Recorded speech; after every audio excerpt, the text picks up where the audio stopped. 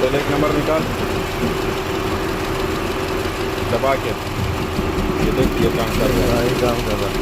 अभी दूसरा नंबर निकाल, ये काम नहीं कर रहा। इंजेक्टर भी लगा दिए, प्लग भी लगा दिए, पुराने भी लगा दिए, कॉइल भी लगा दिए, पल्स भी चेक कर लिए, कॉइल का करंट भी चेक कर लिया, कार्ड भी चेंज करके बस देख भी लिया। आ रही है, सब कुछ है। हर चीज़ ओके है। ये 3 4 1 2 1 3 4 ये सब काम कर रहा है। 2 नंबर सिलेंडर काम नहीं कर रहा।